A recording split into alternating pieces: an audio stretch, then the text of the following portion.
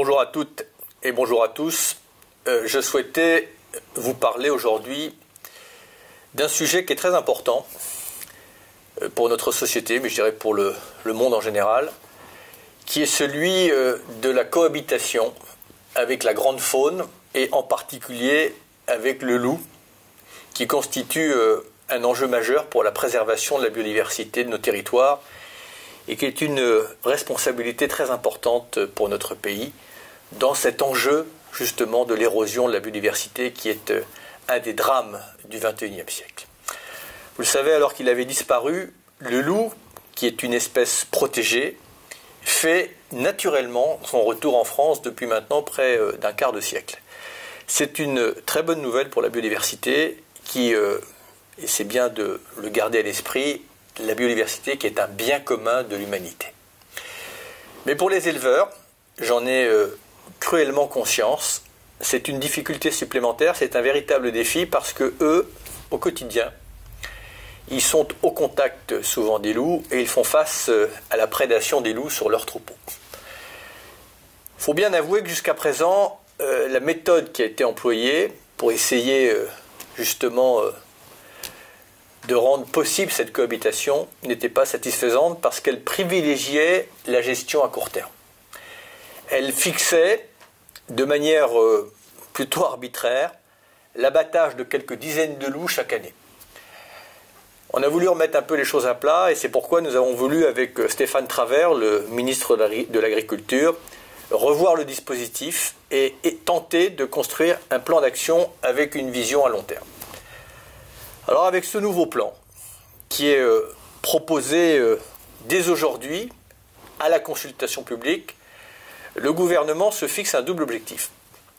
Le premier, c'est évidemment d'assurer la viabilité qui, pour l'instant, était incertaine de l'espèce sur notre territoire. Ça, c'est un objectif qui est non négociable.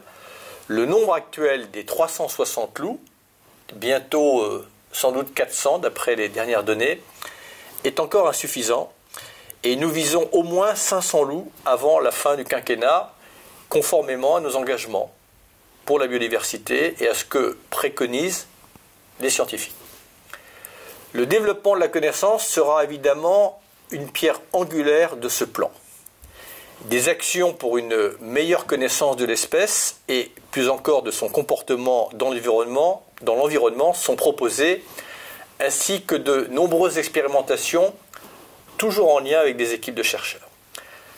Alors afin d'assurer la préservation durable de l'espèce, nous proposons que le seuil, malheureusement incontournable en l'état, de prélèvement annuel s'appuie dorénavant sur des données strictes scientifiques.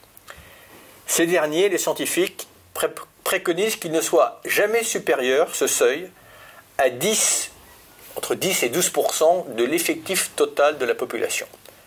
En clair, ça signifie limiter les prélèvements des loups à 40 individus en 2018, qui, je le rappelle, c'est pas idéal, je l'entends, mais c'est un chiffre stable alors que la population, elle, croît de 10%. Et j'insiste sur ce point, c'est une évolution notable. Le deuxième objectif, qui est à parité avec le premier, c'est la protection des éleveurs et des troupeaux.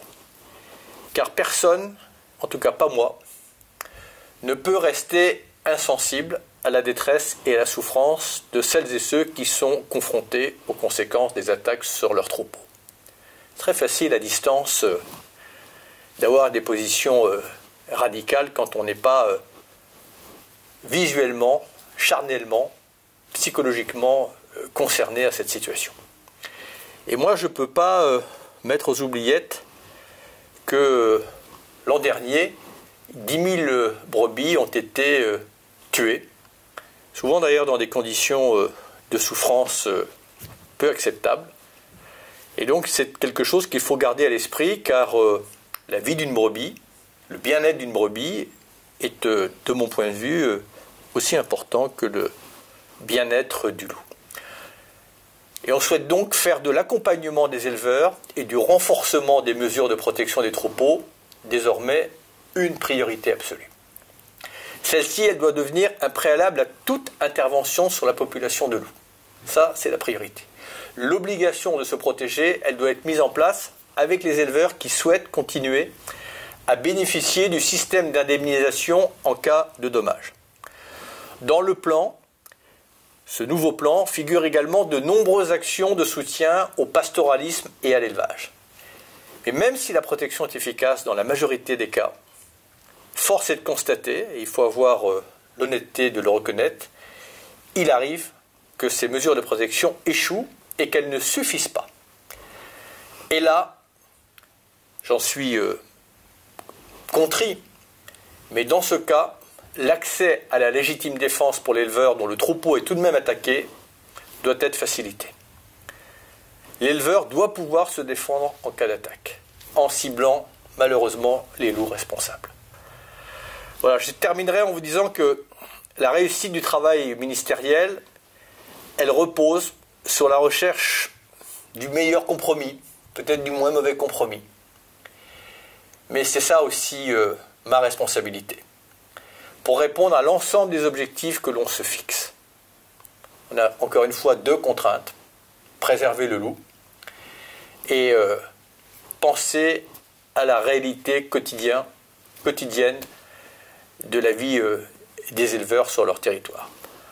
Je pense qu'avec ce plan, nous y sommes arrivés, tout en sachant que cet équilibre est fragile. Mais comprenez bien, tout ça doit s'inscrire dans une vision, je dirais, presque planétaire. On ne peut pas exiger d'un côté des pays africains ou asiatiques, à distance comme ça, qu'ils protègent leurs lions, leurs éléphants, si nous-mêmes, en France, avec les moyens qui sont les nôtres, on n'est pas capable de cohabiter avec le loup ou avec l'ours. Et donc c'est notre part de responsabilité. Je sais bien que pour l'éleveur, c'est peut-être plus difficile à assumer. C'est pour ça qu'on doit être aussi à leur côté. Mais c'est ce défi, c'est un défi de civilisation que propose de relever ce plan. Et c'est sur ce rapport à la nature et à la faune que notre société doit progresser et se mobiliser. On a voulu à un moment faire abstraction du monde sauvage. Et je rappelle d'ailleurs cette jolie phrase de Gandhi.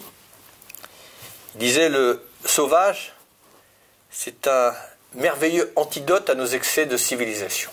Je vous laisse en ce début d'année méditer cette phrase. En tout cas, vous les citoyens, n'hésitez pas à contribuer, d'enrichir le contenu de ce plan en allant sur le site www.consultation-public.développement-durable.gouv.fr pour alimenter encore une fois ce plan et y apporter vos propres commentaires. Il faut bien comprendre que l'enjeu de la biodiversité, ce n'est pas simplement un enjeu éthique, même si ça l'est. C'est qu'il faut bien comprendre que notre société ne pourra faire face au changement climatique, ne pourra piloter son avenir que si nous protégeons la biodiversité et que nous maintenons l'intégrité des écosystèmes qui abritent cette biodiversité. N'ayez pas l'ombre d'un doute. La biodiversité, c'est notre avenir. En protégeant la biodiversité, on protège l'humanité.